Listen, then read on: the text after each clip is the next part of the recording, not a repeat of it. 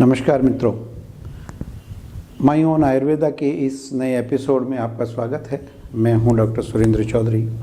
आज हम जिस विषय को लेकर आपके सामने आए हैं वो डे टू डे प्रैक्टिस में हमारे प्रैक्टिशनर्स के लिए बहुत इम्पोर्टेंट है। प्राय हर रोगी आपसे अगर एक कॉमन अपनी कंप्लेंट बताता है तो उसको एक्सप्लोर करने पर पता लगेगा कि वो हमारी अग्नि से रिलेटेड है। चाहे भूख ना लग रही हो, भूख ज़्यादा लग रही हो, पेट भारी रहता हो, सर में दर्द रहता हो, तो ये सारी की सारी सिंड्रोम के रूप में हमारे सामने आते हैं। और जब हम उनको एक्सप्लोर करते हैं तो हमें पता लगता है कि ये सारा का सारा जितना भी व्याधि है ये एक ही तरफ इशारा कर रही है कि कहीं ना कहीं मरीज को, रोगी को गृहिणी रोग के लक्षण नज़र आते हैं। तो आज हम जानेंगे उडुपी के प्रसिद्ध वैद्य डॉक्टर तन्मय गोस्वामी जी, जो गोस्वाल आयुर्वेदा के मैनेजिंग डायरेक्टर भी हैं और आप आयुर्वेद में पोस्ट ग्रेजुएट हैं और विगत काफ़ी दिनों से उडुपी में अपना गोस्वाल आयुर्वेद के नाम से एक रिजॉर्ट चलाते हैं। इसी के साथ साथ आपके पास में बहुत बड़ी संख्या में इंटरनेशनल रोगी भी हैं और आपका रूस में, कनाडा में और अमेरिका जैसे कई कंट्री में आपका कंसल्टेशन का और आपके सेंटर्स की स्थापना हुई है। गृहिणी हमारे रोगी को ना हो, रोगी को नहीं पता है उसको गृहिणी है, वो केवल अपने लक्षण बताएगा।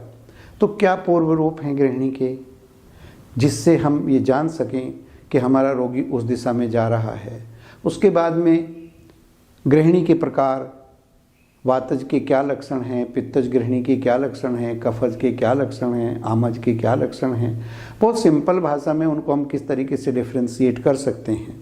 और फिर ग्रंथकारों ने किस तरीके से अलग अलग व्याधियों के अलग अलग प्रकारों की क्या चिकित्सा उपक्रम लिखा है। विशेष तौर से तन्मय जी योग रत्नाकर के विषय में बात करते हैं प्राय। तो योग रत्नाकर जैसा ग्रंथकार गृहिणी को किस तरीके से लेकर जाता है, किस तरीके से योगों की उपयोगिता है और योगों के एक एक घटक के क्या क्या विशेष एक्शंस हैं, वो सब आज हम डॉक्टर तन्मय गोस्वामी जी से सुनेंगे। साथ ही साथ डॉक्टर तन्मय गोस्वामी जी आज हमारे बीच में ये भी रखेंगे कि उनके द्वारा छोटे छोटे सूत्र रूप में कुछ औषधियों के सम्मिश्रण किस तरीके से आशातीत लाभ हमें देते हैं ट्रीटमेंट में और किस तरीके से एक चिकित्सक इन उपकरणों को, इन उपायों को प्रयोग कर अपनी चिकित्सा में ख्याति प्राप्त कर सकता है। इसी के साथ साथ इस वीडियो को लास्ट तक देखना इसलिए आवश्यक है कि अंत में कुछ क्वेरीज हैं और कुछ लोगों की शंकाएं हैं जो डॉक्टर तन्मय गोस्वामी जी हमारे बीच में रखेंगे। तो इस वीडियो को अंत तक देखते रहिए और माई ओन आयुर्वेदा से जुड़े रहिए। अगर आपको भी लगता है कि कोई खास व्याधि विशेष पर हमें एक प्रेजेंटेशन देना चाहिए। योऽन्तः प्रविश्य मम वाचमिमां प्रसुप्तां सञ्जीवयत्यखिल शक्तिधर स्वधाम्नाम् अन्यांश्च हस्तचरणश्रवणत्वगादीन् प्राणान् नमो भगवते पुरुषाय तुभ्यं। हरि ओम। आप उपस्थित सभी गुरुजन आयुर्वेद के क्षेत्र में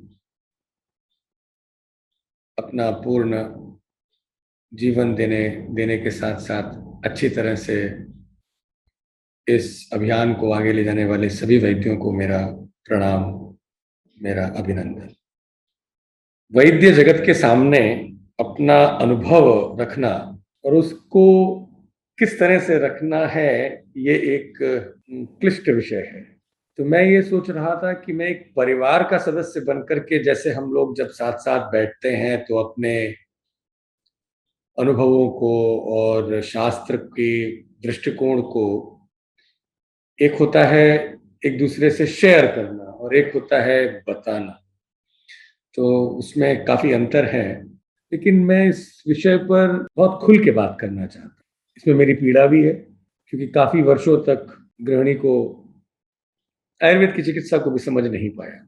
ये पक्का मैं मानता हूं कि अपने उत्तर भारत में पेट की समस्या, हम लोगों का जो खान पान है आलू वाला, जिस तरह से हम लोग भोजन कर रहे हैं आजकल, आलू का वर्णन बहुत ज्यादा तो है नहीं आयुर्वेद में, लेकिन हमारे भोजन में आलू और टमाटर एक बहुत इंपॉर्टेंट पार्ट है। और वो कचौड़ी और वो जो बाहर का जो खाना है, उसने निश्चित रूप से 70 to 80% लोगों की मेटाबॉलिक समस्या को बना रखा है। और वो एंटीबायोटिक्स ले रहे हैं, ओफ्लॉक्सिसिन वगैरह बहुत खा खा कर परेशान हो गए, पर उनको इससे कोई मुक्ति नहीं मिली। गृहिणी को चरक के दृष्टिकोण से भी देखा है, लेकिन जो योग रत्नाकर का दृष्टिकोण है वो अद्भुत। बात क्लिनिकल करी जाए तो योग रत्नाकर के बिना नहीं संभव है। इसको आज के परिवेश में समझना बहुत आवश्यक है। मैं पहले तो शास्त्र पे बात करूंगा और शास्त्र के बाद में मैं अपने अनुभव को उसमें जोड़ने की इच्छा रखूंगा। योग रत्नाकर कहते हैं, अतिसारे निवृत्ते अपि, पहले मैं कोट कर दूं फिर चर्चा करेंगे। अतिसारे निवृत्ते अपि मंदाग्नेः अहिताशनः भूयः संदूषितो वह्निर् गृहणीम् अभिदूषयेत्। अब कभी ना कभी किसी न किसी को अतिसार तो हुआ ही है। अतिसार की निवृत्ति के बाद भी, निवृत्ते अपि मंदाग्नेः अहिताशन है। अब मंदाग्नि तो होगी, अतिसार हुआ है। अब वो आज के परिवेश में बात करें तो नॉर्फ्लॉक्स टीजेड वगैरह तो लेकर के वो अतिसार एलोपैथी डॉक्टर ने ठीक कर दिया। डोमपेरेडोन वगैरह ले ली, लोपरामाइड, और ठीक, वो लोपरामाइड लेके ठीक हो गया और वो व्यक्ति अपने काम धाम पे लग गया। लेकिन अब उसका असली खतरा शुरू हुआ है। अतिसार के निवृत्त होने पर, अतिसारे निवृत्ते अपि, अब उसकी मंदाग्नि है, लेकिन अब उसने खाना पीना शुरू कर दिया। कचौड़ी, आलू की टिक्की, समोसे, बालूशाही, आजकल तो सर्दियों में तो ये सब चीजें हैं ही। भूयः संदूषितो वह्निः, अब इसने वह्नि को दूषित कर दिया। आगे वो कह रहे हैं, नावेह ऊपरी अग्नि, नाभि जो दिख रही है हमारी एक्सटर्नली, उसके ऊपर जो अग्नि बलेन स्तब्ध उप ब्रह्मिता षष्टी कला पित्रधरा या पूर्व समुदाहृता पक्वाशयम मध्यस्था गृहिणी सा प्रकीर्तिता। अब देखिए, पक्वाशय का तो नाम हमको कई बार मिला है, पर यदि किसी को आमाशय का नाम मिला हो तो मुझे जरूर बताएं, क्योंकि मैंने जहां तक ढूंढा है मुझे आमाशय शब्द इतना नहीं मिला। आमाशय हम लोगों ने स्टमक का वो पक्वाशय है तो ये आमाशय मान करके हमने इसका नामकरण तो कर दिया, पर जहां पर भी शरीर में आम का आशय होगा वो आमाशय हुआ ना। तो स्टमक का एग्जैक्ट नेम नोमेनक्लेचर आमाशय रखना, ये कहीं पर शास्त्र में यदि मिला हो तो प्लीज चैट बॉक्स में या अंत में जरूर बताएं, क्योंकि मैं जानना चाहूंगा। तो वो एक क्वेश्चनेबल मार्क है। लेकिन पक्वाशय शब्द आया है, और पक्वाशय के मध्य में, पूरे पक्वाशय के मध्य में कोई चीज है जो नाभि के ऊपर है, जिसको ग्रहणी बोला है, जो पित्तधर कला है, षष्ठी कला है और पित्तधर कला है। अब ये तो हो गया इसका वर्णन। तो एक चीज तो ये है कि जैसे ही पेशेंट आए तो हमें उससे पहले ये पूछना है, भाई कभी तुमको लूज मोशन डायरिया हुआ था? बोलेगा हाँ साहब हुआ था। उसके बाद क्या हुआ? वो डॉक्टर साहब के पास गए थे और एंटीबायोटिक खाई थी, ठीक हो गया। फिर क्या किया वो तो बताएगा नहीं कि मैंने उल्टा ही खाना खाया, मंदग्नि थी, उसे तो पता नहीं। मंदग्नि को जानने का तरीका ही यही है कि जो जीर्ण काल से ही मंदग्नि है, अनुमान परीक्षा जो चरक विमान स्थान में दी है, रोग परीक्षा में उसमें दिया है। अग्निबल जानने का तरीका यही है कि जो खाना यदि दोपहर सुबह नाश्ता किया है तो दोबारा जब खाने में यदि 3 घंटे के बाद में भी भूख न लगे, 4 घंटे के बाद में भी भूख न लगे, 6-7 घंटे के बाद में भूख लगे, तो इसका मतलब अग्निबल कम हो गया, और तो कोई तरीका है नहीं। अब इस समय पर तो उसकी अग्नि खराब हो चुकी है और अतिसार के बाद में ही खराब हुई है। तो सबसे पहली बात तो यह है कि हमें अपने पेशेंट से ये पूछना ही आवश्यक है कि अतिसार हुआ कि नहीं हुआ। अतिसार जननी है, अतिसार ठीक होने के बाद में समस्या है। अब पूर्व रूप को नहीं छोड़ सकते, क्योंकि पूर्व रूप हमारा बेस्ट ब्लड इन्वेस्टिगेशन है, हमारा MRI है, क्योंकि रोग आने के पहले ही जो बता दे उस रोग के बारे में, इससे बड़ी सक्सेस क्या हो सकती है। तो तृष्णा, बहुत ज्यादा प्यास लगना, आलस्य, बल नहीं, शरीर बोलता है डॉक्टर साहब बहुत प्यास लगती है, बड़ा आलस्य सा रहता है, शरीर में कोई शक्ति नहीं है, दम नहीं है, और खाना खाते हैं तो एसिड बनता है, विदाहो अन्नस्य अन्न पाकस्य, खाना खाने के 1 घंटे के बाद में बड़ी जलन सी मचती है, और खाना बहुत देर, भूख फिर लगता है, फिर लगती नहीं भूख, और भारीपन रहता है। अब देखिए ये सब ग्रहणी के लक्षण नहीं है, पर ग्रहणी आने के पहले के लक्षण है, जो हमें पेशेंट बहुत नॉर्मली बोलते हैं। हम ये समझ नहीं पाते उसे लोकेट कहां करें। एक्चुअल में ये ग्रहणी अतिसार के बाद में मंदाग्नि से लेकर के ग्रहणी कोई रोग होने के पहले के लक्षण है। अब पहले मैं वातज ग्रहणी के सिम्टम को सुनना चाहिए, समझना चाहिए, पढ़ना चाहिए, और पित्तज ग्रहणी के और कफज ग्रहणी के और आमज ग्रहणी की 4 बीमारियां बड़ी सॉलिड तरह से बताई गई हैं। जब तक हम ग्रहणी के उन बताए गए सिम्टम्स को नहीं समझेंगे, चिकित्सा बेकार, बीमारी पकड़ नहीं पाएंगे। तस्यान्न पच्यते दुखम, ठीक है, वो दुख से खाना पचता है, बहुत देर तक भूख नहीं लगती है, वो तो बहुत नॉर्मल चीज है, मान गए। शुष्क पाक हो रहा है, मतलब लेटरिन सूखी निकल रही है, चलो ये भी मान लिया। खरांगता, पूरी देह में जो पेशेंट मतलब खुश्की हो रही डॉक्टर साहब शरीर में, ये ग्रहणी का सिम्टम है। कंठ आस्य शोष, मुंह में बड़ा सूखापन, एक शोष रहता है।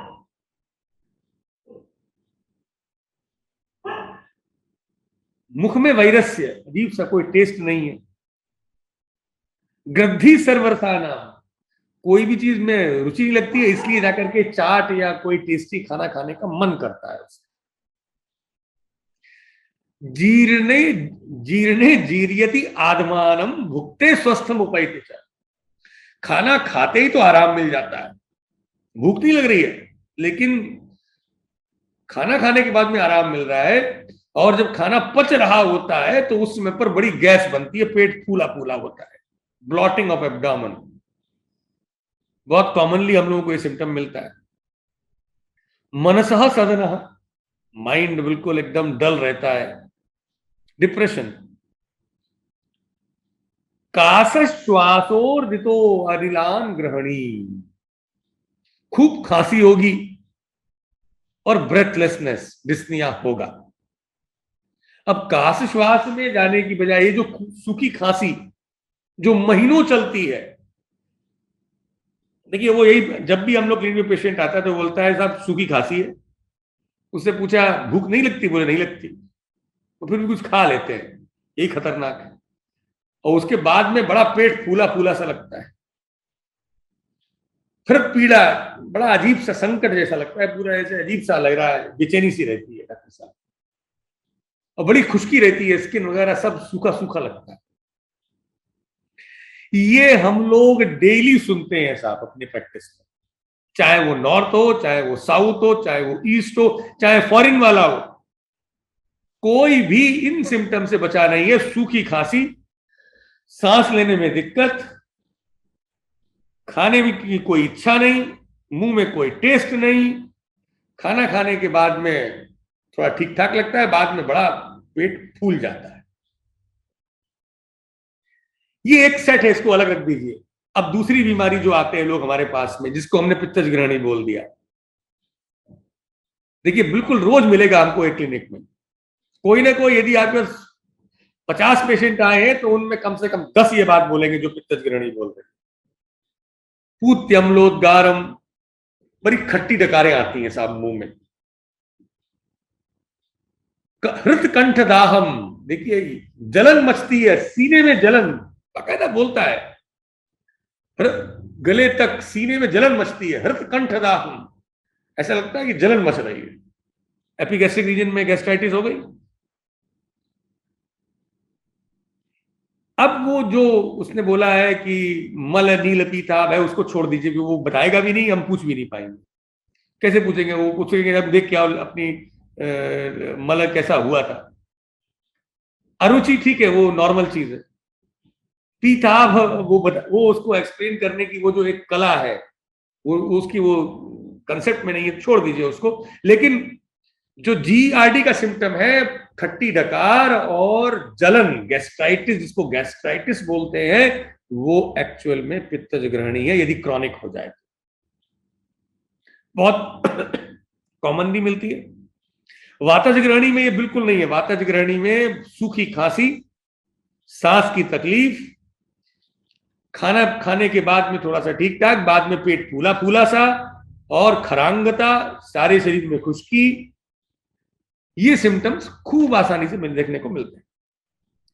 अब वातज ग्रहणी नाम जाते ही हमने तो उसने बेचारे ने आधारभूत जो पित्तधर कला है, जो षष्ठी कला है, उसके नाम पर ग्रहणी दे दिया। पर जो सूखी खांसी है श्वास के साथ में, पेट की गड़बड़ के साथ में, वो वातज ग्रहणी का नाम है। अब नामकरण ही उसको उस सेट में देखना है। दूसरा, जब गैस्ट्राइटिस, भयंकर पेट में जलन और ऊपर की तरफ खट्टी डकारें आ रही हैं, तो वो उसको हम पित्तज ग्रहणी के रूप में देख रहे हैं। पर उसको एक्चुअल में हम मॉडर्न टर्मिनोलॉजी में वो जो क्रॉनिक गैस्ट्राइटिस है, जो उसमें डाल सकते हैं जीआरडी के साथ में। कितने लोग हैं साहब एंटासिड खाए जा रहे हैं, वो पीते रहते हैं, वो क्या उसका नाम है, तो भूल भी गया, वो जो भी है, वो जो एंटासिड लेते रहते हैं, रेनिटिडिन, रेंटेक्स और वो ओमेप्राजोल और पेंटाप्राजोल, तो नहीं आ गई बहुत सारी, पता नहीं, मतलब यूज नहीं करता, आवश्यकता ही नहीं पड़ती। कफज ग्रहणी का जो व्यक्ति है, अब उसकी बीमारी देखिए, तस्यान्न पच्यते दुखम, देखिए इसको छोड़ दीजिए क्योंकि ये तो सब में है ही, खाना नहीं पच रहा है उसका, वो तो बोलेगा, उसको सुन लेना है। लेकिन अभी बाद में अगला जो बात आ रही है, सुबह उठते ही एकदम उल्टी सी उबकाई आती है डॉक्टर साहब, बड़ा अजीब सा लगता है। काष्ठीवनम पीनसाह, ये जो नजला है, ठीक ही नहीं होता, नजला बराबर रहता है, नाक बहती रहती है, रुमाल रखता रहता हूं साहब, और नाक बराबर बड़ा भयंकर चलता है, और साइनसाइटिस रहती है, सर भारी भारी रहता है, और खांसी आती है तो कभी कभी थोड़ा कफ निकलता है, खूब सुनने को मिलता है ये हम लोगों को। अब वातज ग्रहणी तो अलग में तो सूखी खांसी हो गई, गीली खांसी और जो नाक में जो पानी आ रहा है, ये तो सीधा उसको रेस्पिरेटरी ट्रैक्ट इन्फेक्शन बोल देते हैं। वो होगा, इन्फेक्शन आएगा जाएगा। हृदय मन्यते स्त्यानम, और जो हृदय और मन्या, ये जो गले में जकड़न रहती है साहब, गर्दन में बड़ी, उदर स्थिमितम गुरु, ऐसा लगता है पेट जो है वो खाना बैठा हुआ है, बिल्कुल वैसे का वैसे, निकल ही नहीं रहा। खूब बोलते हैं साहब पेशेंट आकर के, ये सब पेशेंट की भाषा में बात करनी है। स्त्रीषु अहर्षम, अब उसके अंदर जो सेक्सुअल डिजायर है खत्म हो जाती है। ये पूछ भी नहीं सकते उससे, हम कैसे पूछें, लेकिन ये पूछ सकते हैं भाई कि बिल्कुल जीवन में कोई आनंद वानंद नहीं है क्या? बोले कुछ नहीं अच्छा लगता। अकृशस्यापि दौर्बल्यम, हट्टा कट्टा है पर फिर भी दौर्बल्य, अकृश, कृष नहीं है पर फिर भी दौर्बल्य है। जितने भी मोटे खूब खाने पीने वाले, खांसी बनी हुई है, थोड़ा कफारा है और बराबर नाक बह रही है, कभी हो सकता है खांसी स्टीवन ना हो, लेकिन पीनस तो है, प्रतिष्ठा है पीनस, और क्रॉनिक है, खूब मिलते हैं। बैंगलोर के में तो भरे पड़े हुए हैं कफज ग्रहणी के लोग, तीनों के। अब यदि ये स्वरूप देखा जाए तो इसमें कहां पर पेट की बीमारी बची? पेशेंट कभी भी पेट की बीमारी अकेली लेके नहीं आता। यदि वो पेट की बीमारी के साथ में, अब वो तो विडंबना है, एलोपैथी इसीलिए फेल हो जाएगी पूरी तरीके से। गैस्ट्रोएंटरोलॉजिस्ट अलग है, रेस्पिरेटरी का अलग डॉक्टर है, कार्डियक का अलग है, यहां सब मिला हुआ है। वो जो व्यक्ति पेट की समस्या के खाना नहीं पच रहा है और लंग्स में पुरुलेंट म्यूकस निकल रहा है with cough, and if there is running nose and sinusitis, तो ये कफज ग्रहणी का नाम है। अब चौथा सेट आ जाता है, आमज ग्रहणी। पेट में गुड़गुड़ गुड़गुड़ शब्द हो रहा है, बड़ी गुड़गुड़ाहट होती है साहब, और आलस्य रहता है, शरीर में सब दर्द होता रहता है, चारों तरफ साहब पूरे बदन में दर्द होता है। दिवा प्रकोपमायाति रात्रौ शांतिम व्रजेत च सा। दिवा प्रकोपम, दिन में तो बड़ा अजीब सा रहता है, पेट में ऐसा लगता है जैसे ये पूरा पेट का है। आमज ग्रहणी का सिम्टम में कतई भी रेस्पिरेटरी सिम्टम नहीं इन्वॉल्व है, तो पेट में गुड़गुड़ाहट और पेट में बड़ी अजीब सी फीलिंग, हैवीनेस दिन में रहती है, रात में बिल्कुल ठीक हो जाता है आदमी। कितने लोग हैं जो रात दिन भर बड़े अजीब रहते हैं और रात में एक्टिव हो जाते हैं, बिल्कुल फिट फील करते हैं। ये हम लोगों की सबकी प्रैक्टिस में नित्य प्रतिदिन मिलने वाले 4 तरह के पेशेंट्स हैं। एक dry cough respiratory system with problem of bloating of abdomen and dryness in the body. एक pure gastritis along with system of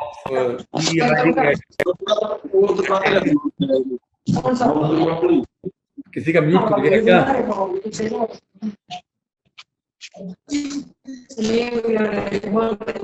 कोई म्यूट खुल गया है क्या?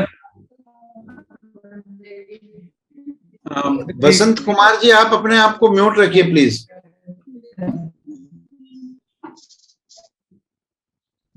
तो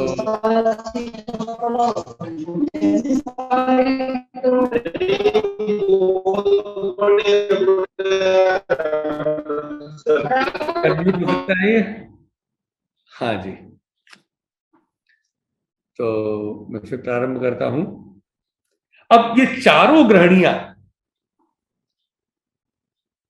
ग्रहणी शब्द आते ही हमको अपने मन में ये विचार रखना है, ये वैसे कोई इंग्लिश का टर्म है जो हम नहीं जानते। ये जो लक्षण है इनके आधार पर चिकित्सा करनी पड़ेगी। अब हम आ जाते हैं इन चारों की चिकित्सा, बड़ी इंटरेस्टिंग। 2 तरह की चिकित्सा करनी पड़ेगी, एक जनरलाइज्ड ग्रहणी और एक स्पेसिफिक। जब सूखी खांसी वाली ग्रहणी है, जब गैस्ट्राइटिस वाली ग्रहणी है, या जब पीनस रनिंग नोज और विद म्यूकस कफ वाली ग्रहणी है, विद टसिव ग्रहणी, टसिव कफ, या जब पेट में गुड़गुड़ाहट हो रही है और पूरी बॉडी में दर्द हो रहा है और बड़ी बेचैनी रहती है पेट में, जो प्योरली पेट की प्रॉब्लम है। तो 2 ग्रहणी तो पेट की हो गई, एक तो जिसमें बर्निंग हो रही है वो पित्तज ग्रहणी, और जिसमें पेट फूल रहा है और आवाजें आ रही है, गुड़गुड़ हो रही है, वो आमज ग्रहणी। बाकी जो 2 ग्रहणी है, वातज ग्रहणी और कफज ग्रहणी, वो रेस्पिरेटरी ट्रैक्ट से रिलेटेड है। अब चिकित्सा को समझने का समय आ गया। सुरेंद्र जी, समय मुझे बता दीजिए कितना है? 9 बजे है ना? आप जितना समय लेना चाहे लीजिए। नहीं, मतलब जनरल रूप से 9 o'clock है ना? नहीं, 9 पे शुरू 1 घंटे का है आपका, 45 मिनट से 50 मिनट तक। ठीक, घंटे तक जी। तो अब हम लोग जो है वो यहां तक तो अभी एक पॉइंट ऑफ व्यू पे आ गए, सिम्टम्स तो समझ में आ गए ये हैं। अब आचार्य कहते हैं ग्रहणी, बहुत जबरदस्त बात है, क्या अद्भुत। ग्रहणीम आश्रितम दोषम अजीर्णवत उपचारये। अब ग्रहणी को ठीक करना है तो अजीर्ण की जो चिकित्सा है वहां पे पहुंचना पड़ेगा। अतिसारोक्त विधिनास तस्यामम च विपाचये। आम पाचन करना है वैसे ही जैसे अतिसार में बताया गया है। अब मैं यहां पर आने के पहले एक बात मैं यहां पे विराम देना चाहता हूं, अपनी बात को प्रारंभ करता हूं। प्रैक्टिस का स्वरूप क्या रखा जाए? प्रैक्टिस में हमको दवाइयों के साथ साथ कुछ एक चीजें और बतानी होंगी जो वो घर में करे। जैसे भोजन बनाना घर में आवश्यक है, वैसे ही दवाई का बनाना भी घर में आवश्यक है। हमें ये एक विचारधारा अपने समाज में लोगों तक पहुंचानी होगी, बजाय इसके कि वो जो एलोपैथिक प्रोग्रामिंग टैबलेट और सिरप में बन चुके हैं उसी पर हम चलें। यदि हम अपने पेशेंट को उसकी प्रोग्रामिंग को तोड़ सकते हैं अपने कॉन्फिडेंस के माध्यम से, तो पेशेंट को बहुत आराम होगा, और एक बार वो ठीक हुआ तो वो फिर कॉन्फिडेंस उसका बढ़ जाएगा हमारी उस शैली पर। अब उसके पहले यदि आप जाते हैं अजीर्ण पर, मैं उस पर अभी नहीं जाऊंगा, लेकिन चिकित्सा पर आ जाता हूं। ग्रहणी की चिकित्सा में कुछ मैंने दवाइयां हाथ में निकाली, और बहुत सिंपल दवाएं हैं, लेकिन बड़ा अद्भुत विस्मय करने वाले रिजल्ट्स देती हैं। सबसे पहले तो चित्रकादिवटी। चित्रकादिवटी चाहे वातज ग्रहणी का हो चाहे पित्तज ग्रहणी, मतलब चाहे उसको सूखी खांसी हो रही हो के साथ में पेट गड़बड़ हो रहा है, अरुचि है, खुश्की हो रही है, या हाई गैस्ट्रिक सिम्टम्स हैं, उसको गैस्ट्राइटिस हो रही है, ऊपर की ओर खट्टी डकारें आ रही है, तो भी चित्रकादिवटी देनी। पुरुलेंट कफ के साथ में यदि उसको पीनस हो रहा है तो भी चित्रकादिवटी देनी। आमज ग्रहणी हो रही है तो भी चित्रकादिवटी देनी। देखिए जनरलाइज्ड है वो, एंड इट वर्क्स। अंतर कहां पे लेना है वो हम बाद में बात करेंगे, पहले जनरलाइज्ड मैं डिस्कस कर रहा हूं। दूसरी जो बहुत बड़ी दवा है जनरलाइज्ड ग्रहणी की, वो है तालिसादी चूर्ण। मैं तालिसादी चूर्ण को इतना इंपॉर्टेंट इन्होंने बोल दिया, मैं समझ में नहीं आया, लेकिन बाद में जब उसका बारे में पढ़ा तो आश्चर्य में पड़ गया। मैं उसके बारे में, क्योंकि हम सब लोग ही विद्वान लोग हैं, तो इस पर चर्चा तो शास्त्र को हाथ में रखकर करनी चाहिए, तो मैं अपने हाथ में ही लिया हुआ हूं पुस्तक। चूर्णोयम ग्रहणी क्षय आदि कासन श्वास अरुचि प्लीह हृद। देखिए ग्रहणी नंबर 1 पे पहले बोला, सबसे पहली का जो रोग है तालिसादी चूर्ण जिसके लिए बना है वो है ग्रहणी। फिर क्षय, कसन, श्वास, अरुचि, सब जुड़े हुए हैं, सब एक दूसरे ये। प्लीह हृद, क्योंकि मैंने वो बोला नहीं, प्लीह हृदरोग प्लीह शंकी च मानव, ये मैं समझ नहीं पाया कि मैं पेशेंट से पूछूं कैसे, क्लिनिकली कैसे पूछूं इस बात को कि तुम्हारी प्लीहा कैसी है, तुम्हारा हृदय कैसा है। तो हम तो कार्डियक में चले जाते थे, तो मैं चुप रहता हूं उस मामले में, लेकिन उन्होंने दिया है दुर्नाम अतिश्रुति, अतिसार, बहुत बुरी तरीके से अतिसार है तो भी तालिसादी चूर्ण देना चाहिए। और अतिसार चाहे क्षय, चाहे कास, चाहे श्वास, चाहे अरुचि, ये सब एक ही परिवार के लोग हैं, के रोग हैं। ज्वर अति पवनस्य, जो वातज ज्वर है, पूरी तरीके से वातज ज्वर के सिम्टम देख लीजिए, उसमें भी कास है, उसमें भी श्वास है, उसमें भी यही सिम्टम्स हैं, अरुचि। स्थौल्य, ये जो मोटापा, ये जो हैवी वेट जो लोग आते हैं, इसकी दवा भी ये ग्रहणी ही है, उसमें भी तालिसादी चूर्ण है। क्यों हम यदि उन्होंने लिखा है तो एविडेंस बेस्ड डेटा है भाई, उसको हम छोड़ तो नहीं सकते, light we can't take it lightly. प्रमेह प्रणुत, प्रमेह के लिए भी बोला है। तीव्र अपस्मृति, अपस्मार में अद्भुत कार्य करता है। यदि स्मृति सागर को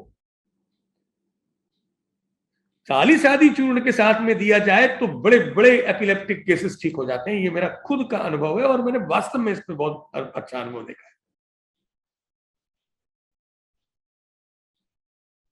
पांडु, गुल्म, जठर श्लेष्मोत्थित पित्तोद्भव उन्माद, साइकेट्रिक प्रॉब्लम्स में देखिए श्लेष्मोत्त और पित्तोत्त जितने भी उन्माद है, श्लेष्म उन्माद है डिप्रेशन, पित्तोत्त उन्माद है उसका एग्रेसिवनेस, दोनों में तालिसादी चूर्ण का अद्भुत प्रभाव है। उसको देना पड़ेगा हमको, मानस मित्र वटी के साथ में, स्मृत सागर के साथ में, वचा के साथ में मिलाना पड़ेगा। अब मिलाने का काम तो करना पड़ेगा। अब पेशेंट तो ठीक हो नहीं रहा है, एंटीबायोटिक खा के परेशान हो चुका है, तभी आया है। अब वो सब कुछ करेगा जो हम कहेंगे, लेकिन हमें उसकी बिल्कुल निसंकोच अपनी प्रैक्टिस चूर्ण रूप में ही करनी है। उन्माद ध्वंस विधायको विजयते सर्वामय ध्वंसक। सर्व आमय ध्वंसक है ये।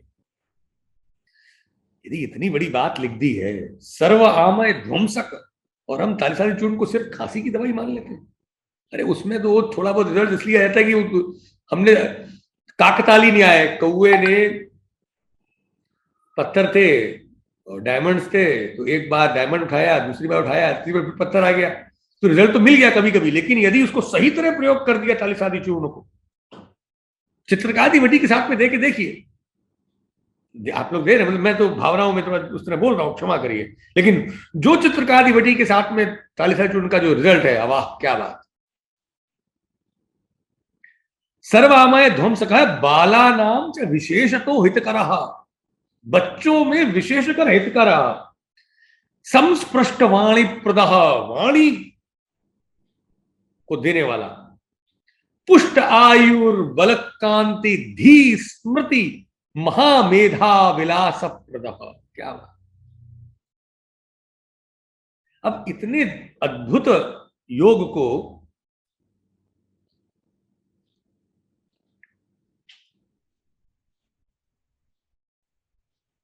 हमने यदि सिर्फ इसको तालिसादी चूर्ण को,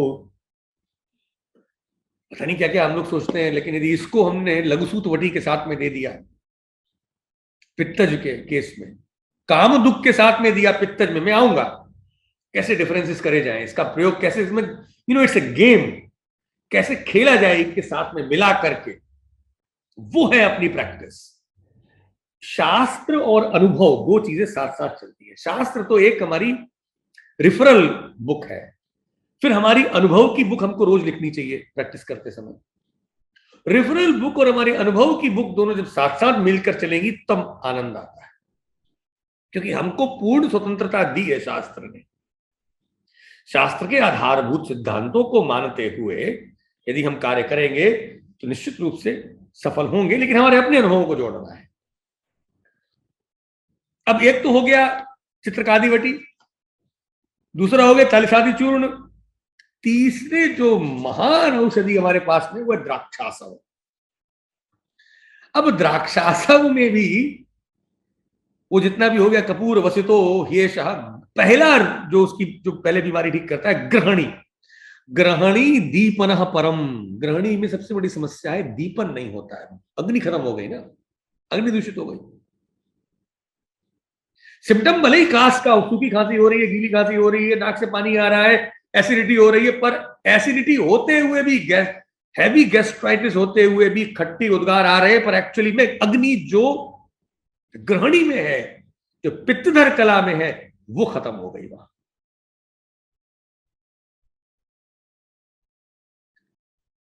द्राक्षासव के लिए कह रहे ग्रहणी दीपन परम अर्शसाम नाशन श्रेष्ठ उदावर्त अस्र गुलमनुत जठर क्रमि कुष्टानी व्रणांश विविधांशता अक्षिरोग शिरोरोग गलरोग विनाशन ज्वर आमम महाव्याधि पांडुरोगम सकामलम। ये जितने भी लोग आते हैं ना, हीमोग्लोबिन कम हो गया, बड़े लीवर ठीक नहीं है, नामना द्राक्षासवो हृषो ब्रह्मणो बल वर्ण कृत, ग्रह निग्रह गद निग्रह का ये रेफरेंस है। अब जितने भी केस आ जाए, बिना किसी संशय के, संशय बुद्धि को अलग रखते हुए, हम सोचते हैं सूतशेखर दे दें, नहीं। हालांकि सूतशेखर में भी है वही राजयक्ष में हरस शुद्धम सूतम मृतम स्वर्णम टंकलम वत्सनावकम व्योषोन्मत्त बीजम च बिल्व मज्जा कचोरकम से शुरू करते हुए बाद में बोलते हैं राजयक्ष्मा हरस साक्षात रसोयम सूतशेखर। राजयक्ष्मा हरस साक्षात ऐसा है वो रसोयम सूतशेखर। अब ये के बाद में क्योंकि रसवैद्य है तो पंचामृत परपटी का बड़ा जबरदस्त प्रयोग है, पांचवा। ये कोई भी चार आ जाए, चाहे गैस्ट्रिक वाला आ जाए, गैस्ट्राइटिस वाला, हैवी जीआरडी, जो रोज खा रहा है ओमेप्राजोल पेंटाप्राजोल, चाहे वो सूखी खांसी के संग में उसे भूख नहीं लग रही है, चाहे मैं दोबारा रिपीट कर रहा हूं, ये बिल्कुल दिमाग में फिट हो जाना चाहिए हमारे मस्तिष्क में। यदि पेशेंट आया नाक बहते हुए और खांसी में उसके स्पुटम आ रहा है, तो कास्ट चिकित्सा के बाद में जाएंगे, पहले अरे इसको तो कफज ग्रहणी हो सकती है, फौरन सिम्टम पे ध्यान देना पड़ेगा और वो पूछना पड़ेगा क्या ये अतिसार कभी लूज मोशन हुआ था। यदि उससे कोरिलेट हो गया तो कफज ग्रहणी है, अदरवाइज कास्ट चिकित्सा पे हमें जाना पड़ेगा, उसको भी ऐड करना पड़ेगा। पंचामृत परपटी का बहुत अद्भुत रिजल्ट है। पंचामृत परपटी को देने का तरीका बताया है। योग रत्नाकर जी कह रहे हैं ग्रहण्याम अनुपानम ही, यदि ग्रहणी हो गई हो तो पंचामृत परपटी बहुत कम मात्रा में 1 ग्राम, हिंगू 1 ग्राम, सैंधव 5 ग्राम, जीरा 5 ग्राम, भुजा हुआ जीरा, सब मिला करके कूट के बढ़िया मिला करके उसे दे देना चाहिए। और 1 pinch morning 1 pinch evening with hot water थोड़ा सा मिला करके पीजिए आप, वंडरफुल रिजल्ट्स। खांसी एकदम बंद, चित्रकादिवटी के साथ में, द्राक्षासव के साथ में, तालिसादी में भी मिला सकते हैं इसको।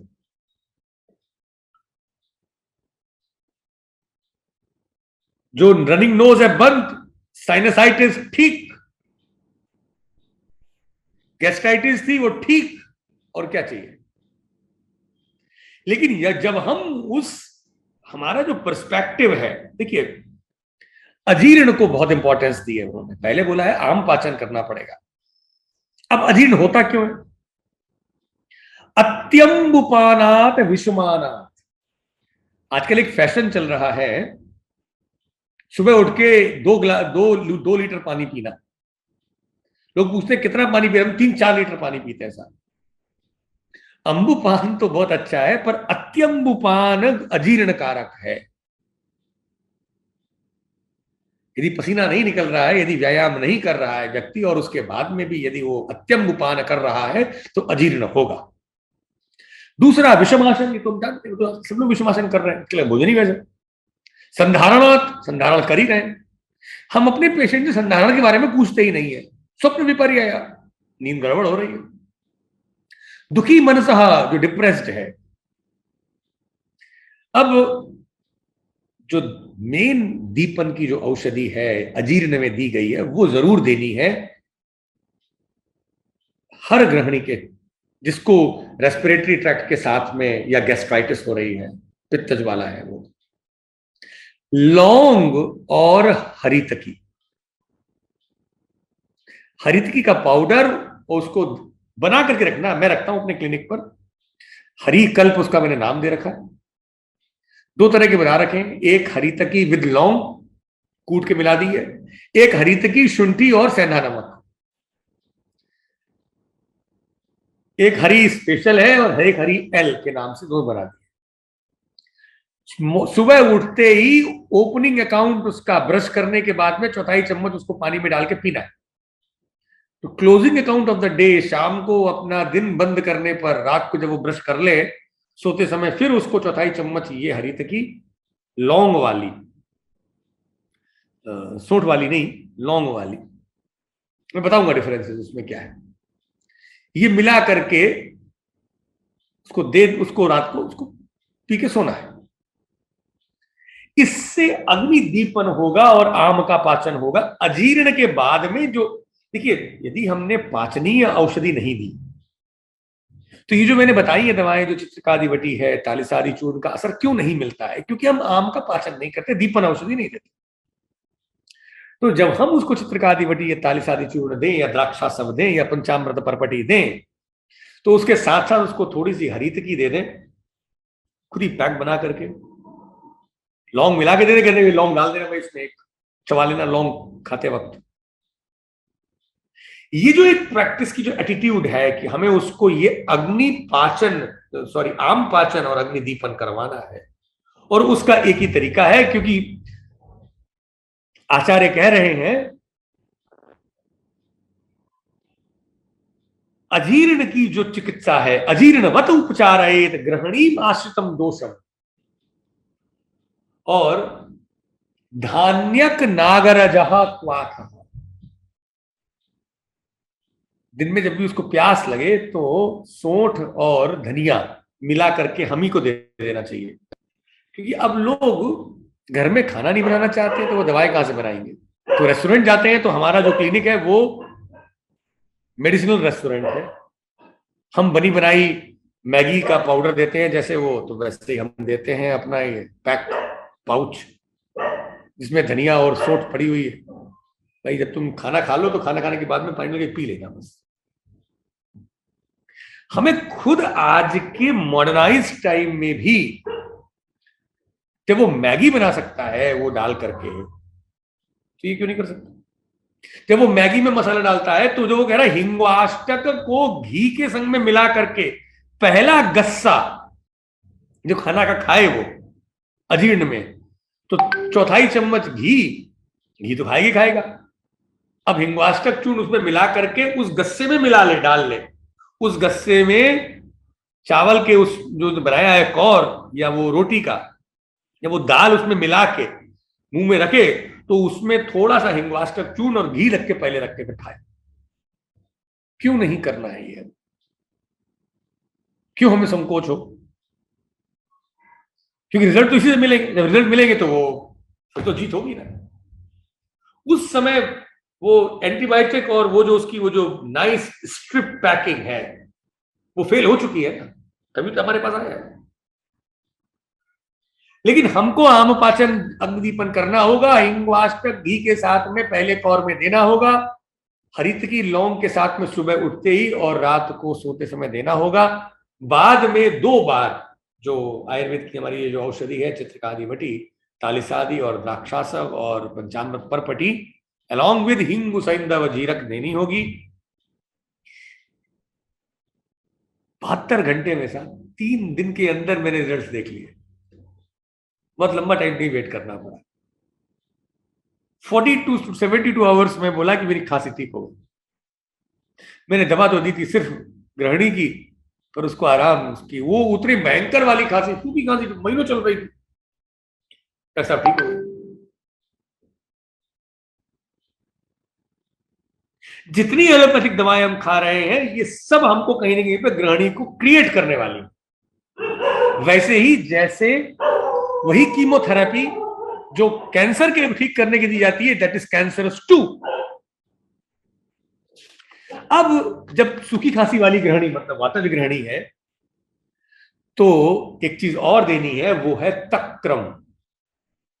मट्ठा कभी भी गैस्ट्राइटिस वाले, जिसको खट्टी डकारें आ रही हैं, पेट में हृदकंठ दाह चल रहा है, मतलब पेट में सीने में जलन मच रही है, उसको मैंने मेरे अनुभव में जो मैंने देखा है बिल्कुल भी मट्ठा नहीं सूट करता और उसको जलन बढ़ जाती।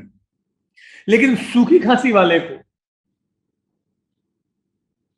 मठे के साथ में यदि हमने सेंधा नमक और पंचकोल, कुछ नहीं पिपली या त्रिकटु, अरे कुछ नहीं, काली मिर्च और सेंधा नमक इसे डाल के दे दिया तो उसे बहुत आराम मिलता है। और ये पत्ते का जो परहेज डॉक्टर साहब बताओ, यही वो परहेज ये और कर लेना, एलोपैथी में तो होती है, वो कंसेप्ट ही नहीं है उनका। पर हमारे इंडियन जो डायस्पोरा है उसको वो हैबिट है परहेज पूछने की। चित्रकारी वटी सूखी खांसी वाले जिसको पेट में खाना नहीं पच रहा है, खुश्की हो रखी है, उसको चित्रकारी वटी इस मट्ठे के साथ में देनी है जिसमें सेंधा नमक और त्रिकटु या पंचकोल, पिपली मूलम चवे चित्रकनागर नहीं हो पाया तो कोई बात नहीं, पर यदि त्रिकटु के संग में भी दे दी, काली मिर्च संग में भी दे दिया, तो काम बहुत बढ़िया ये चित्रकारी वटी वातज ग्रहणी में कर दी, वही चित्रकारी वटी बट विद मट्ठा। अब जो पित्तज ग्रहणी वाला है, जिसको गैस्ट्राइटिस हो रखी है भयंकर वाली, इसको मठा नहीं दे सकते, पर मठा देना भी है तो गुड़ के संग में और सोंठ के संग में देना। ये मट्ठे में गुड़ हम लोग कहां देते हैं जनरली, मैंने तो प्रैक्टिस में देखा नहीं है बहुतों को घर में लेते हुए। पर जिसको एसिडिटी भयंकर हो रही है, हाइपर एसिडिटी है, वो वातज ग्रहणी वाला व्यक्ति, उसको सोंठ और गुड़ के संग में मट्ठे के साथ में चित्रकारी बटी देनी, उसके साथ में ताली शादी देना।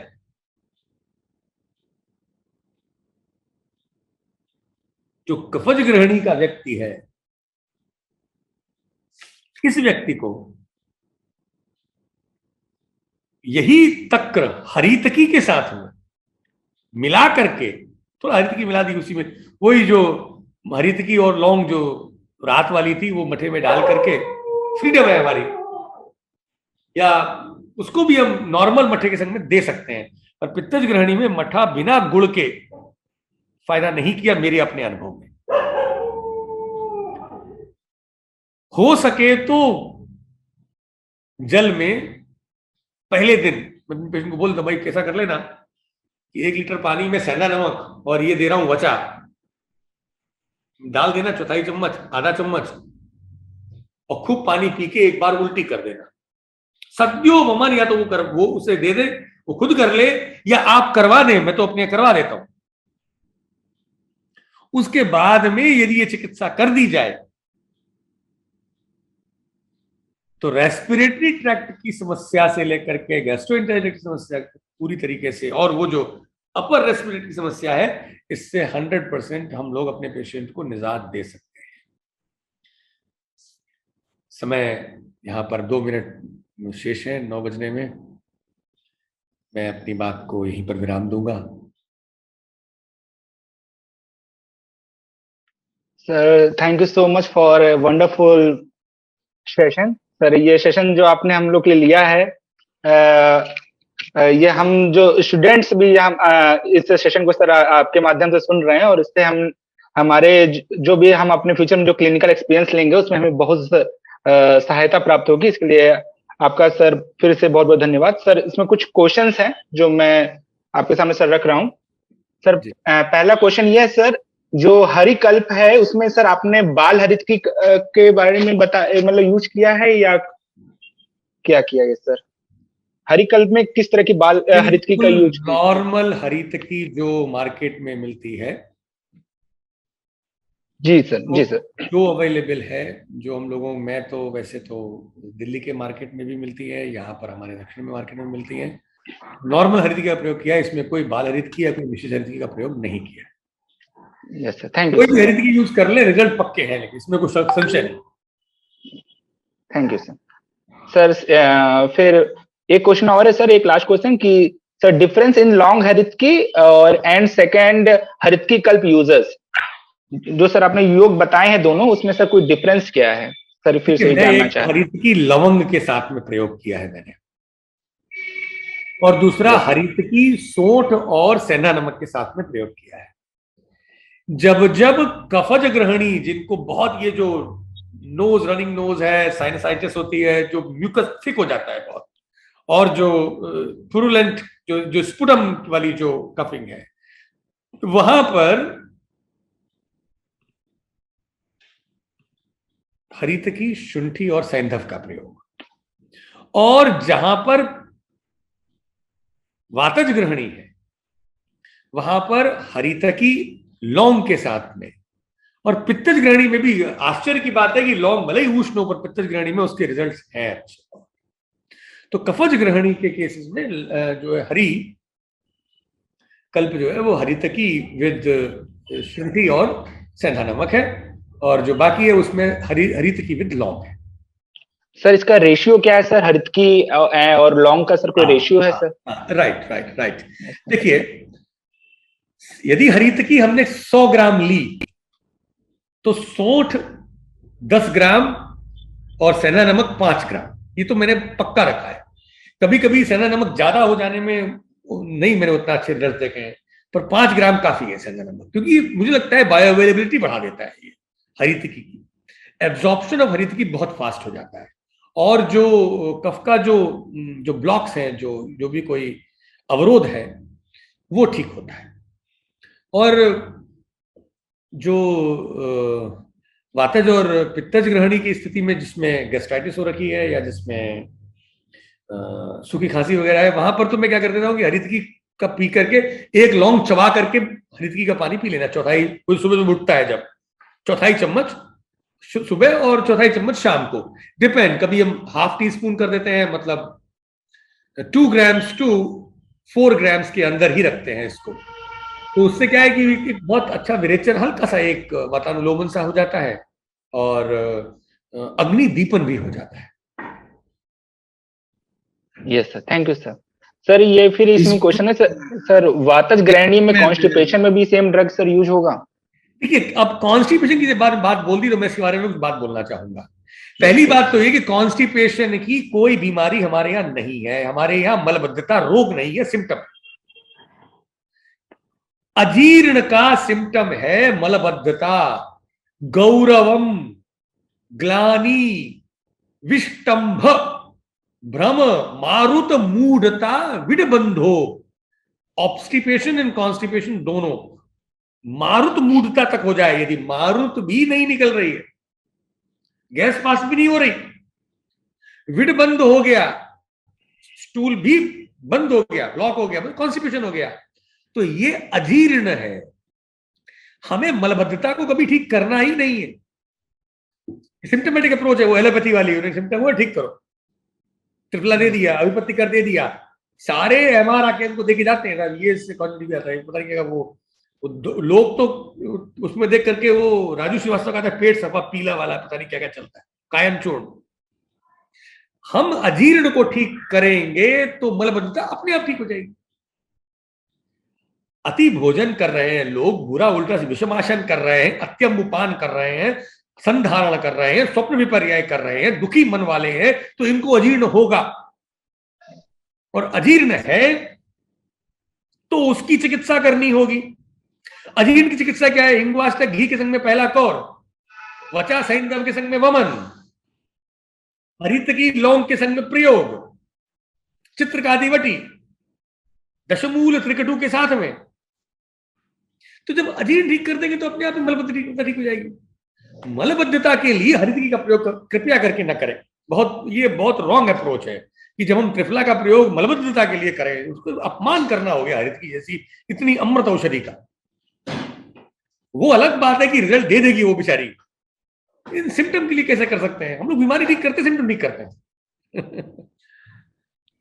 Yes sir, thank you sir. Ankur ji, एक क्वेश्चन का आधा हिस्सा आप रह गया था, वो लौंग का और हरितकी का रेशो भी पूछा है कि कितनी लौंग होनी चाहिए। मैंने ये कहा था कि जो लौंग है ना, मैं तो जो मेरा अनुभव मैं कहता हूँ, मिक्सिंग नहीं कराता हूँ मैं जनरली मैं कहता हूँ कि 4 चम्मच तुमने हरितकी डाल दी पानी में, 4 गिलास पानी में, पी करके लौंग चबा लेना, एक लौंग बस चबा लेना मुंह में, क्योंकि हम चाहते हैं कि हम उसका जो पाचन है उसका कार्य मुंह से ही शुरू करवा दें। हरितकी कहा गया है मुंह से प्रारंभ कर देती है वो कार्य जी। एक प्रश्न और है सर, के लिए हरितकी त्रिफला का प्रयोग, ये तो इतनी बड़ी औषधियों का बड़ा घोर अपमान हो जाए। अजीर्ण ठीक करिए ना, क्या आराम, सुबह उठते ही वो यदि फ्लश आउट कर देगा। यदि अजीर्ण है तो पेट, हमारे शरीर का ये नियम है, यदि अजीर्ण है, खाना पचा नहीं है तो शरीर बाहर नहीं फेंकेगा, विड बंद होगा, तो अजीर्ण ठीक करना है। अजीर्ण को बहुत बड़ा स्वरूप मानना है, अग्नि आम पाचन करना है, अग्नि दीपन करना है। अरे एक और बहुत बड़ा फॉर्मूला जो मैंने बताना भूल गया, बना करके रख लीजिए, मेरे जो अनुज वैद्य गण है, बता रहा हूं बहुत इफेक्टिव है ये। शुंठी ले लीजिए, यदि आपको ये सम प्रमाण में मुस्ता का जो रोल है, कोई जोड़ है मुस्ता की, उस जड़ का क्या खुशबू है उसमें, क्या परिमाण है, क्या सुगंध है। शुंठी, मुस्ता, अतिविषा तो नहीं मिलती है, तो मुस्ता, अतिविषा बहुत एक्सपेंसिव बहुत हो गई है, मैं ले रहा हूं 10 करीब, बहुत महंगी हो गई है, 1,000 रुपए 2,000 रुपए किलो पे आ रही है, बहुत महंगी है। तो मुस्ता, शुंठी और मुस्ता मिल जाती है, बहुत सस्ती है। गुडूची तो 4 बोली है शास्त्र ने, शुंठी मुस्ता अतिविशा गुडूची पिबेत जलम समांशकम, समांश में मंदानलत्वे सत आमवाते सानुबंधे ग्रहणी गदे च, जिसकी ग्रहणी का भी, जिसको भाई खांसी भी सूखी हो रही है, या भयंकर गैस्ट्रिक बोल रहा है, और या उसको पीनस भी हो रहा है, और जोड़ों में दर्द हो रहा है, सब जगह बॉडी में पेन है, तो शुंठी और मुस्ता गुडूची के संग में उसको काढ़ा देना ही पड़ेगा हमको, और ये बना के रखने अपने क्लिनिक पर, हमको देने हैं, क्योंकि पक्का है रिजल्ट, कोई डाउट ही नहीं कर सकते इसमें, तो कोई भी संशय के कोई गुंजाइश ही नहीं है। यदि हमने इनको दे दिया, यदि उसके, हाँ पहले उसकी अग्नि तो मंद हो, ये तो देख ले, मंदाग्नि, मंदाग्नि को कैसे पता करेंगे? तो विमान स्थान में जो चरक ने कहा है, जैसे किसी को भय है तो कैसे पता करेंगे? तो पूछेंगे आपको डर लगता है क्या? बोले हमें डर लगता। दुखात भयम, दुख से ही भय पता पड़ेगा। दुखी है क्या? बोले हाँ दुखी बहुत होता, इसका मतलब है कि उसको भय भी हो रखा है। वैसे ही आहार पच्यमान काल, जो काल है आहार पचन का, वो बताता है अग्नि। तो हमें उससे ही नहीं पूछनी है आपकी अग्नि कैसी है, कैसे बताएगा बेचारा, वो जानता ही नहीं। That's a layman, they're not like us, we are more, we are reformed ayurvedic physicians, what we have language, हमारी जो अनुमान, जो इंटेलिजेंस की जो आईज है, वो हमारे पास है। हम उससे पूछते हैं तुमने कितने नाश्ता किया? बोले दादा हमने 9 बजे नाश्ता किया। अच्छा, भूख कितने बजे लगती है? 9 बजे बाद में। नाश्ता कितने करते हो? बोले 9, 8:30, 9 पे कर लेते हैं। ठीक, कितने बजे भूख लगती है? बोला 1 बजे तक थोड़ी थोड़ी लगती, इतनी नहीं लगती। कितने बजे? 2 बजे तक बस हल्का हल्का लगती है, तो फिर कुछ खा लेते हैं बस। इसका मतलब है कि इसकी अग्नि खत्म हो गई। ग्रहणी, अग्नि शब्द आते ही ग्रहणी पित्त, ग्रहणी का मतलब है पित्तधर कला। ये एक मेटाबॉलिक प्रॉब्लम है, ये लीवर से रिलेटेड है, बहुत डीप है, ये पैनक्रियास से रिलेटेड भी है, ये डिओडनम से रिलेटेड भी है। इसको अभी सॉर्ट आउट करना पड़ेगा कि व्हाट इज दैट एग्जैक्टली, पित्तधर कला। उसने जैसे ही उसको हमें पता पड़ा कि इसे खाना बहुत देर में पच रहा है, इसका मतलब है कि पेट वेट की तो या बाद में पेट खराब वो तो नॉर्मल लैंग्वेज है। हमारा दिमाग इस पे जाना चाहिए कि इसकी पित्तधर कला, षष्ठी पित्तधर कला गड़बड़ हो गई। अब अग्नि ठीक करना ही हमारा उद्देश्य है। हमें सिम्टम से क्या मतलब? तो सूखी खांसी हो रही हो, उसे गैस्ट्रिक हो रही हो, जलन मच के ऊपर उबकाई आ रही हो, उसको वीनस हो रहा है, ठीक है। हमने उससे जो क्वेश्चन पूछ के ये पता कर लिया कि इसकी अग्नि गड़बड़ हो गई है, पित्तधर कला गड़बड़ हो गई है, अब आ जाओ ग्रहणी रोग की चिकित्सा पर। इसका मतलब है कि मुझे इसकी किसी तरीके से पहले आम पाचन, अग्निदीपन करना है, उसके साथ में फिर पंचामृत परपटी देनी है, अब द्राक्षा सब देना है, टालिसादि सर्वामय ध्वंस कहा देना है। तो उस समय पर जब हम इसको देंगे तो ये काम करता है, नहीं तो काम कैसे करेगा? तो वही तालिसादी कोई उठा के दे दे तो 1 बार लग गया 2 बार लग जाएगा, हर बार में कॉन्फिडेंस नहीं आएगा ना हमारे अंदर। हमारे अंदर तो आत्मविश्वास तभी, कॉन्फिडेंस तभी आएगा जब हम उस जड़ पर पहुंच जाएंगे। That is what is our way of approach. History taking is a very important art of our clinical practice. Allopathy वालों को तो उन्होंने उसकी क्लास से जो 100 बच्चे बाहर आए एमडी करके, एमबीबीएस एमडी करके, वो सब पैरासिटामोल और वही एंटीबायोटिक देंगे जो एमआर बता जाएगा। लेकिन हमारा सब कुछ दारोमदार है इन सारे सिम्टम्स को ब्रेन में याद रख करके उससे इंटरोगेशन करके वो निकालना, जैसे कि एक पुलिस ऑफिसर उस चोरी की घटना के रूट में जाता है अपनी उस नॉलेज के आधार पर। You have to give a very concrete time to judge that, because patient नहीं बोलेगा साहब, हमें उससे बुलवाना है अपने ज्ञान के आधार पर। वो भूल जाएगा कि वो तो वही याद रख के आया है कि मुझे ना बड़ी दिक्कत हो रही है, खांसी हो रही है। अब चेस्ट का ऑस्कल्टेशन करे पड़े हुए हैं और उसका ब्लड टेस्ट को दे रहे हैं, एक्सरे करा रहे हैं, कौन सा बड़ा काम कर लिया एक्सरे देख करके। एंटीबायोटिक चेंज करते हैं एक्सरे देख करके, क्या मूर्ख बनाते हैं। टेम्परेचर देख करके 101, 102, 103 देख करके क्या पैरासिटामोल की डोज बढ़ा देते हैं क्या? हेपेटोटॉक्सिक। खैर, मैं उसमें नहीं जाना चाहता हूं। हमारा जो इंटरोगेशन है क्लिनिकल प्रैक्टिस में, वो वैसे ही जैसा कि एक पुलिस ऑफिसर का या किसी रॉ एजेंट का या किसी सीबीआई ऑफिसर का होता है। बहुत कॉन्फिडेंस के साथ में कूल हेड होकर के उसके संग बैठ करके हम अपने ज्ञान को याद रख करके इसकी क्या चीज निकलवानी है, अग्नि देखनी है, हमें पूरी तरह से जाना पड़ेगा।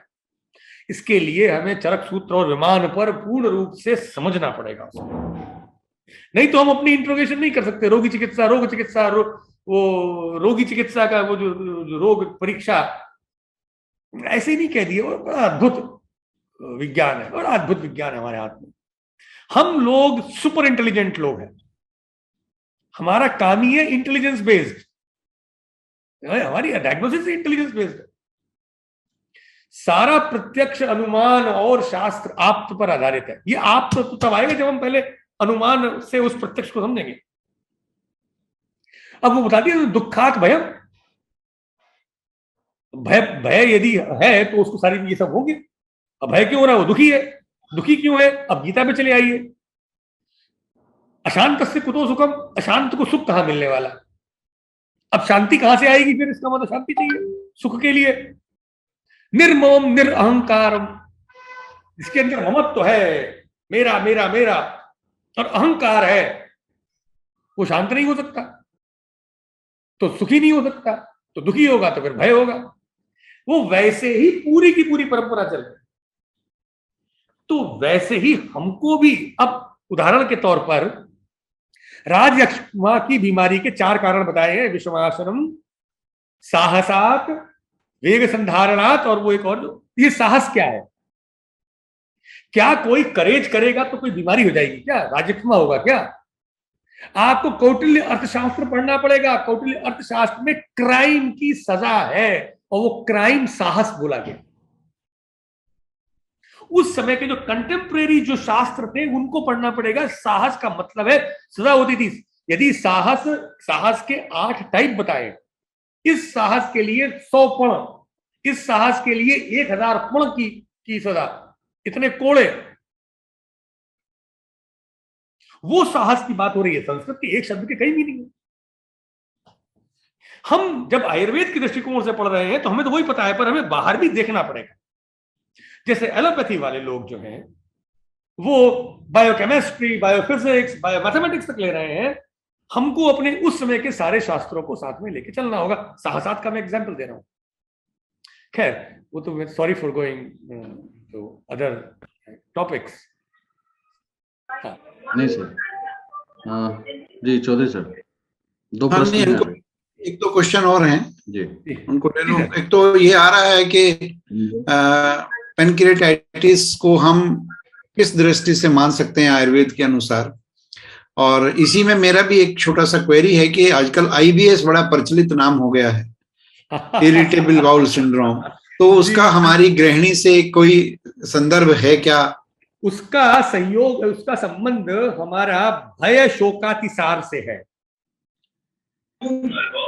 भय शोकातिसारौ भय शोक समुद्भवौ। भय और शोक, भाई IBS का मतलब क्या है? Under pressure, under mental stress, जब बार बार उसको डरपोक, जो हमारे यहाँ जो सामान्य लोगों में जो बोला जाता है, डर के मारे जिसे पोक लग जाए, वो डरपोक हुआ ना। हम लोग बोलते हैं जनरली वो डरपोक है वो इंसान। तो मैं बहुत सोचता हूँ डरपोक का मतलब क्या होता है? डर के मारे जिसे पोक लग जाए, दैट इज IBS, राइट। हमारे यहां बोला है भय शोक अतिसारौ। 2 अतिसार है, भय अतिसार और शोक अतिसार। भय शोक समुद्भवौ, वो भय और शोक से समुद्भव है। तयो वात हरि कार्या, उसमें वात हरि, वात हर का जो कार्य बताया गया है वो करें। हर्षणाश्वासन क्रिया, हर्षण करें, आश्वासन करें। और मैंने फॉर्मूला बनवाया है और बहुत अच्छे रिजल्ट, सुनिए। प्रश्निपर्णी बला बिल्व धान्य का उत्पल नागरई शुंठी विडंग अतिविषा मुस्ता दारू हल्दी पाठा कलिंग कई ही, मतलब मरीच, सॉरी ये पता नहीं, कलिंग जो मंगा लिया था उस समय पर, अभी मुझे एग्जैक्ट नहीं बता सकता क्या है ये, शायद शॉप वाले को दिया था उसने, वो कुछ दिए वो ही बताया कलिंग, मुझे भी नहीं याद है। मरीचेन समायुक्तम, इन सबको और मरीच को समायुक्तम शोकातिसार नाशनम, ये फॉर्मूला जब बनवाया दुकानदार को दे करके, कम से कम 15-20 केसेस ऐसे हैं जो रिसेंटली जो मैंने देखे हैं उनमें इसके रिजल्ट्स मिले हैं। बस सुबह उठते ही 1 चम्मच आधा ग्लास पानी में डाल, खोलते पानी में डाल के ठंडा होने के बाद में उसको पिलाना, सुबह उठते ही, और शाम को, दिन में नहीं देना चाहिए। तो शोकातिसार और भयातिसार को ही हम आईबीएस की कैटेगरी में ले सकते हैं। अब रही बात क्रोनिक पैनक्रिएटाइटिस की। देखिए, पित्तज ग्रहण, यही ग्रहणी यदि बहुत चिरकाल तक बहुत बुरे स्तर पर पहुंच जाए तो पीताभाह, नील पीताभम जो मल बताया गया है, कहीं ना कहीं पर ये पित्तज ग्रहणी को हम उसमें कैटेगरी में डाल सकते हैं, पर it's a matter of further research. मैंने पैनक्रिएटाइटिस के केसेस को इन जनरली पंचामृत परपटी और सूत शेखर और आरोग्यवर्धनी के माध्यम से, देखिए आरोग्यवर्धनी और सूत शेखर का कॉम्बिनेशन बहुत पावरफुल कॉम्बिनेशन। अब मैं इसे किस कैटेगरी से देखूं मैं अभी वो नहीं बोल सकता, लेकिन मेरी अपनी पर्सनल प्रैक्टिस में आरोग्यवर्धनी का सूत शेखर के साथ में कुमार यासव के साथ के अनुपान के रूप में जब प्रयोग दिया है, इट हैज गिवन फैंटास्टिक और very marked good results in chronic pancreatitis over. ये अभी आपने एक वर्णन किया था कि हमें कफ, उसमें पित्तज में तक्र जो है वो गुड़ के साथ लेना चाहिए, तो मुझे एक रेफरेंस ध्यान आ रहा है कि पश्चिमी उत्तर प्रदेश में जी तक्र का भरपूर प्रयोग किया जाता है और वो हमेशा गुड़ के साथ किया जाता है। अच्छा गुड़ और सूंठ भी बोला है। हाँ, सौंठ तो नहीं अब उसमें लगाते थे, अब लोग करने लगे कि गुड़ के साथ में सौंठ का मिला के गुड़ बनाने लगे। अच्छा, इसमें बेल, थोड़ा बेल डाल दें तो और बढ़िया रहता है पित्तज ग्रहणी, वो एसिडिटी वालों के लिए, हाइपर एसिडिटी वालों के लिए।